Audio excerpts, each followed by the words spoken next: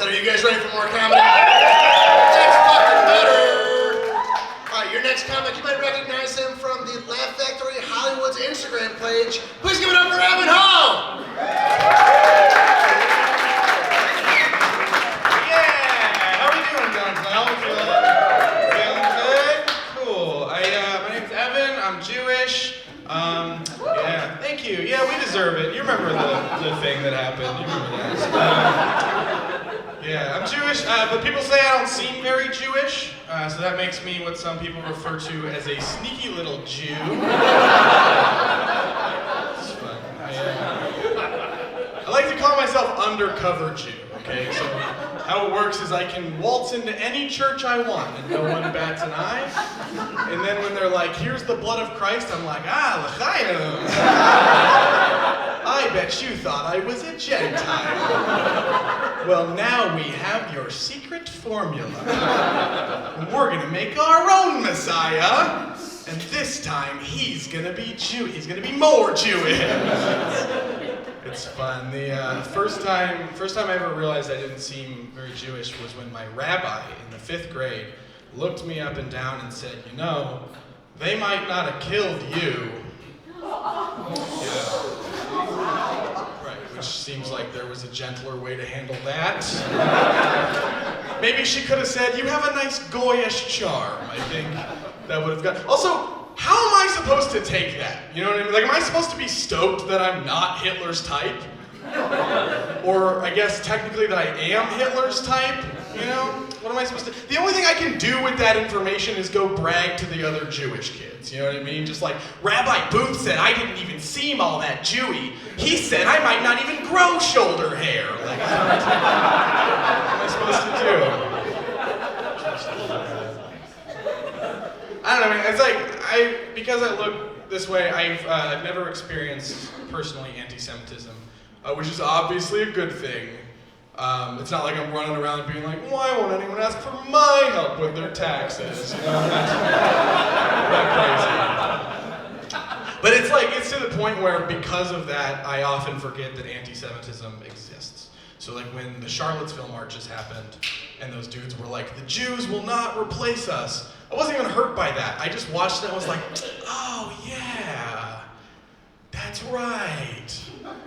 People fucking hate us. Like, I straight up was like part of me was like, oh God, what did we do now? You know, I was like, did we crucify another guy? Please tell me he wasn't a deity this time. It's bad, man. I don't know, I feel like if I showed up at those marches, they would have just handed me a torch and been like, get in line, soldier. And I'm a huge pussy. I mean, Jewish, you know what I mean? And so I'm not gonna stand up to the entire alt-right. So I would just end up having to like march and chant with them. And they'd just be like, the Jews will not replace us. And I'd be like, I will not replace us. I don't know. Something like that. I grew up in a Jewish family, obviously, because that's how that works. Jewish family, but my little sister, we actually adopted from China. She's Chinese, so it's all Jews and then one Asian. So basically, everywhere we go looks like a dim sum place on Christmas. That's nice. She's a little Chinese Jew. Technically, she's the sneakiest little Jew. You know what I mean? It's really her job. It's pretty cool.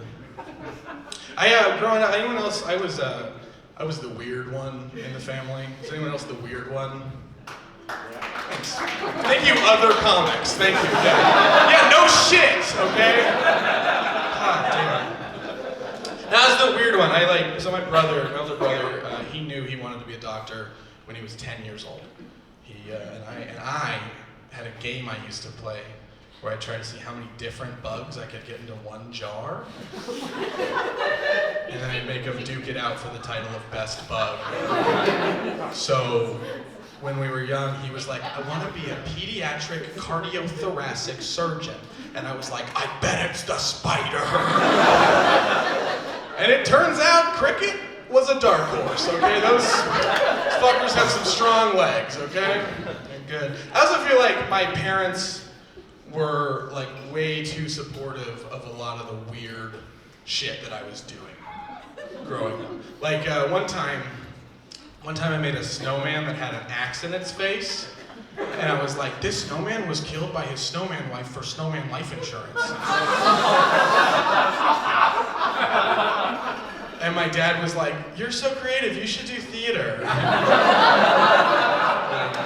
I just feel like if they had hit me one time, you know what I mean? I would have gone to business school. It's, I wouldn't have to be here right now. That's cool. It also, like, so my brother and I, we were always in the same sports growing up, and so I always compared myself physically to my older brother. And that was tough for me because when we stand next to each other, we look like somebody unfairly divided up a centaur. I'm not saying I'm fat, I just am definitely the back of that horse, you know what I mean? I'm 5'8" and I'm 200 pounds, which medically classifies me as obese. Medically. But that's just because extremely compact is not a body type, you know? Just a dense boy. I'm a human fucking shot put ball. That's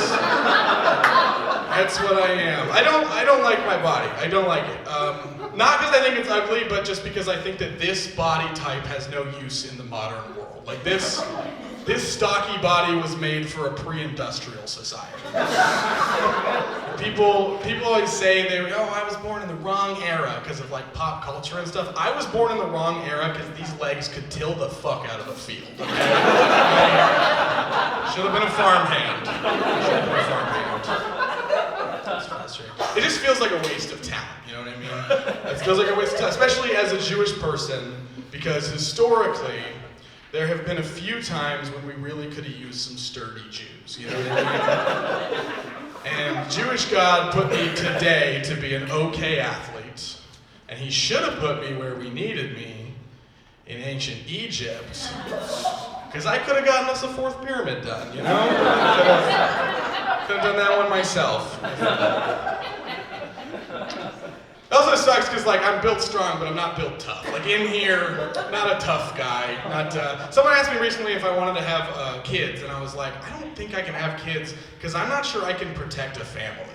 You know, like if someone ever wanted to harm my family, and I had to like fight them, one good punch in the ear, and I'd be like, kids, get your stuff. That's your dad. Your dad, please. And he'd be like, I don't want your kids, dude. And I'd be like, well, they need you, so take them. Please take them. You know?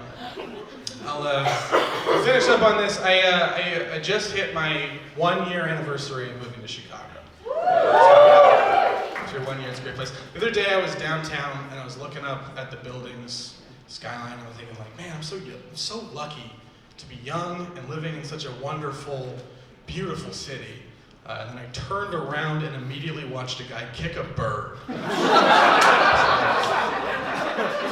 Sort of poetic in a way.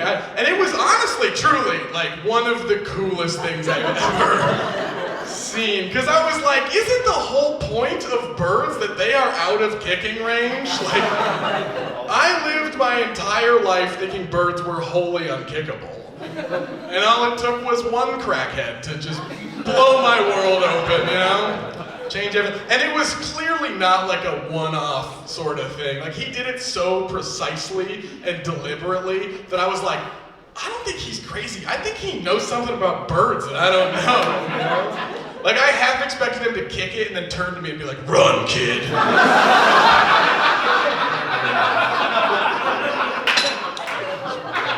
And don't, like, I see some of your faces. Don't feel bad for the bird, okay? Don't. It's a city pigeon. They eat batteries. Like, it's fine. It's probably the most exciting part of that bird's month was being kicked, okay? The other thing to know is that this bird had just taken off into the air. So, the ability to kick a bird that is currently aflight, that is a marketable skill. Do you understand? Like, this dude could easily start his own business in, like, alternative pest control, you know? Where his whole thing is just like, no traps, no poisons, just sheer athleticism, and then he, like, drop kicks a bird out of the air, and then he's just like, call Anthony's Pest Control, and then it's just him squeezing rats till they pop, you know?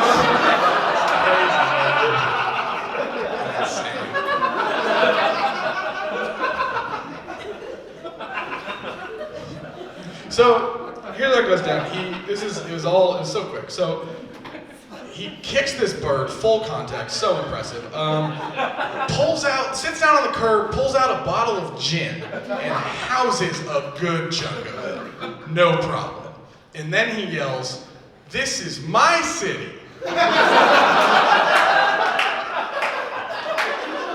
So that's when I realized that he and the bird had been beefing over whose city it was. They settled it. All right, thank you guys.